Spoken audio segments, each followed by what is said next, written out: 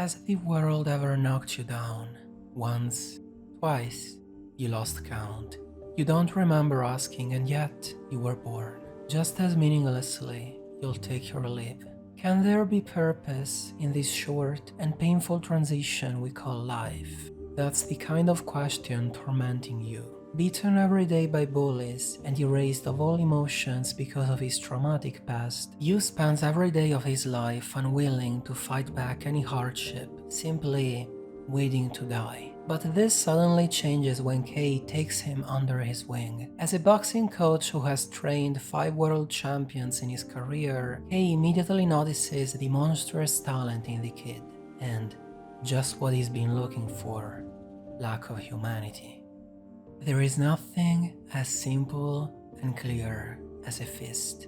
The entirety of the boxer's story can pretty much be summarized by these words. But while Kei, a man who thirsts for superiority over the weak, would give of that sentence a strictly literal interpretation, on the other hand, someone like Jay would go a bit deeper than that.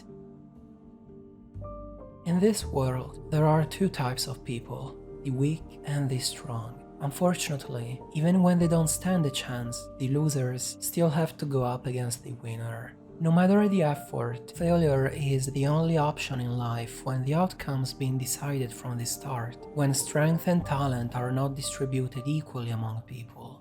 Or this is what the boxer would want you to think it's all about: the initial narrative according to which everything comes down to strength or weakness is further down the line overwritten and evolved into another that goes beyond winning or losing. And Jay is its cause. It was on a starry and silent night that the stranger had approached him. Covered in bruises and blood, what little was left of Yu's life was about to leave his body, when, as if carrying a message from the sky above them, the man said, "The stars are shining just for you." Many years have passed since that night, and despite leading a miserable existence, Yu has been searching all along for that light Jay seemed to be carrying. With the little technical training needed thanks to his natural talent, Yu begins climbing his way to the top of the world, conquering the belt of each boxing division. But the more he wins, the more humanity he seems to lose as Kei shapes him into a monster, devoid of any empathy and meaning. From his debut match until the penultimate of his career, nobody ever comes close to landing even a single punch on Yu. No matter how much sweat, blood, and tears, everybody will always be one step behind. John Taker lost, Kasim too. Then it was Jean-Pierre Stern. After him, Takeda, the Santorino brothers, Victor and Aaron, the only one able to going as far as crushing him. All losers and only one winner. Still, these losers stepped into the ring, rising against a hopeless challenge. The most peculiar aspect of the boxer is that up until the last fight, not once do we follow the encounters through Yu's eyes, but from the opponent's perspective instead. The obvious result of such a narrative choice is the alienation of the should-be the main character, as inevitably more distance grows between him and the audience, who is brought to empathize with whoever happens to be on the other side of the ring, that is, the loser, to the point of rooting for them, regardless of how negative their first impression might have been. Even someone as forgettable as John Taker, the opponent in Yu's debut match to the professional scene, holds value, meaning. As an average boxer, Taker is somebody who only takes the spotlight when disappointing the audience by defeating rising talents with his dirty and foul punches. So, naturally, the famous Kei's new boxer is put up against the infamous Rookie Crusher. Only that the boxing organization knows very well who will actually win here. Sadly, Taker isn't the person he might look, as the sole reason he plays the part of the villain is because that's only then that he is assigned matches. Taker is somebody who cries after his fights are over, someone who's reached his peak already. however low, and this farce is the only way for him to keep up his passion, boxing, the one thing that saved him from his criminal past. So, when you humiliate him, punch after punch, when he could easily knock him out with a single move, blindlessly following just what is told by Kay, and the audience explodes to the sight of blood and violence, we, as the readers, feel sorry instead. All the following matches feature characters that are very different and yet so similar. They are, surprisingly, not the opponent. Yu is, and taking the loser's side, we fight against him, because losers cannot back down, no matter how strong the opponent or how certain defeat, and in doing so, they are the true winners. Each and every punch these boxers throw is an explosion of effort, passion, meaning, of life, and we too, along with them, try hitting that monster who seems to remove all purpose from the struggles of a lifetime. It's in chapter 32 titled Everyone Has Their Story, where it is finally revealed, to nobody's surprise, that the protagonist is not Yu, but Jay. In our thirst for meaning in life, Yu, undefeatable, represents the end, death, the entity that heartlessly takes away who we hold most dear. Every fighter's backstory is narrated not only to make the audience empathize with them, but, more importantly, it's an invitation to struggle, no matter how unfair, painful, and sad the existence. Still, there are situations that don't leave much margin for hope and courage, so why not give up?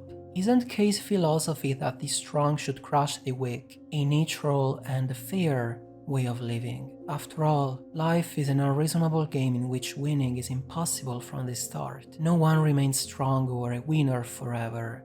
People struggle their entire life, and then they die. So why should you care to stay human? Whether strong or weak, a car hitting you, a bullet to the brain, a disease, they're all stronger. Death will always be stronger than life, and this is the bigger fight that we cannot escape as losers, which the boxer focuses on. But even if the world threatens to swallow you up, and even if life tries to bring you down, you have to keep struggling to stay alive.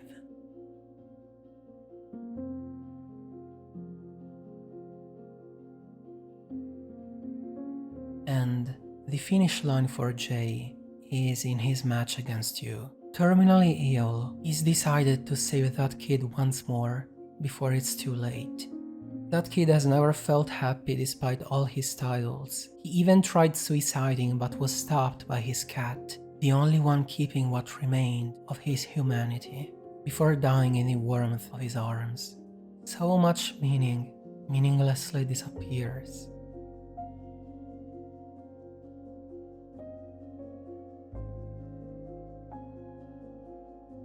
It was the mother of that cat which had led him outside of that place, trapped in by an abusive parent.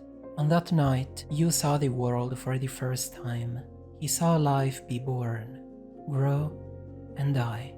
But coldly, the planet kept spinning on and on.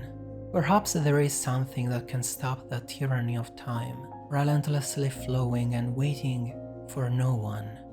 Yu felt it once. It was as if they were sleeping in space, at peace, one with both life and death. It was the only time he was loved. It's here, while recalling this fading memory, that we finally follow the villain's perspective. Lost his will to live, Yu has now become death itself, ready to fight Jay and his opposite view on the world. With the premise that the Earth has never escaped that primitive state where living creatures fight for survival, Kay believes death to be the true nature of life. Having fought in a past war, he witnessed with his own eyes the tragic fragility of life, mortality. The character's nihilistic interpretation of existence has led him to living to the fullest. Crushed by death, Kay has succumbed to a pessimistic and extremely biological philosophy where, since nothing can be done, the only meaning in existence is determining the life and death of other creatures. K's philosophy of kill or be killed couldn't be further from Jay's, who, with an unimpressive record of wins and losses, has never been a talented boxer, but that has never mattered in his career, somehow. There is nothing as simple and clear as a fist. But the way Jay sees boxing is as a beautiful metaphor for life. The ring is a place where two lives collide, and in every punch those boxers throw is encompassed all their existence's meaning, something you lost, defeated by death and manipulated by K.